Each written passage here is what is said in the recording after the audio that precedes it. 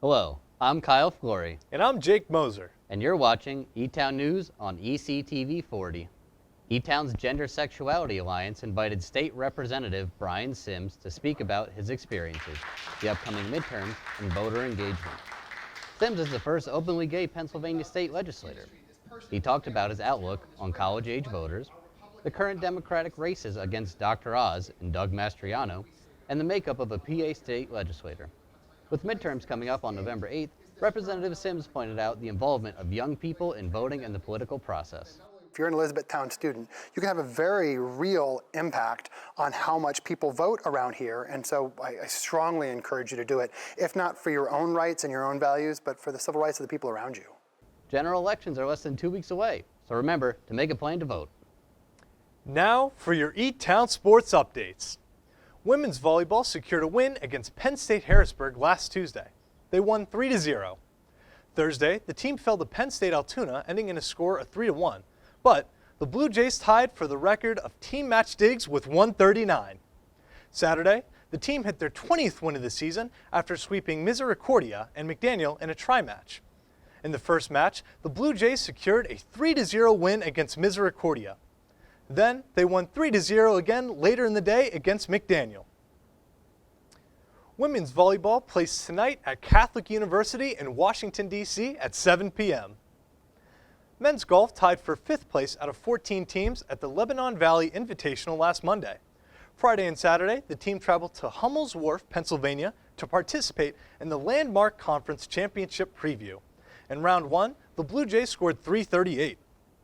In round 2, the team scored 339 for a total of 677 with 117 over par. They earned 7th place. The women's swim team started off the season right with 2 victories. They won against Goucher 192-64. They also beat Immaculata 206-52. The women's swim team's next meet is Friday at Schweikert Relays in Selinsgrove. The men's swim team also had a great start to their season. They defeated Goucher 203-35. They also beat Immaculata 209-27 on Saturday. The men's swim team's next meet is Friday in Schweikert Relays in Selinsgrove. Women's soccer fell to McDaniel last Tuesday in their final non-conference game. They lost 2-0. On Saturday, the teams played Goucher. Neither team went home victorious with a 0-0 final score. Watch women's soccer play next at Catholic University on Saturday at 4 p.m. in Washington, D.C. Last Wednesday, men's soccer had a 1-0 lead at halftime against Moravian, but by the end of the game, they were tied 1-1. Saturday, the team tied again against Goucher, finishing 1-1. Watch the team play next at Catholic University in Washington, D.C. at 1 p.m. on Saturday. The field hockey team is now 3-3 in Landmark Conference play since they beat Goucher 7-0 on Saturday. Watch field hockey play tonight at 4:30 p.m. against Rowan at home. That's all of your E-Town sports updates for the week. The Center for Global Understanding and Peacemaking continued their forum on white supremacy and global colonization in the Hoover Center. Students and staff gathered last Thursday to learn more about policing and the Black experience in America. Housing and Res Life Area Coordinator Eugene Thomas facilitated the panel. Panelists included author Jason Mott, Lebanon School District Representative Amber Abreu, Criminal Justice Professor Frankie Frank, Elizabethtown Police Chief Ed Cunningham, and Lancaster United Way President and CEO Kevin M. Ressler. Eugene Thomas shared what he hopes these kinds of events will accomplish.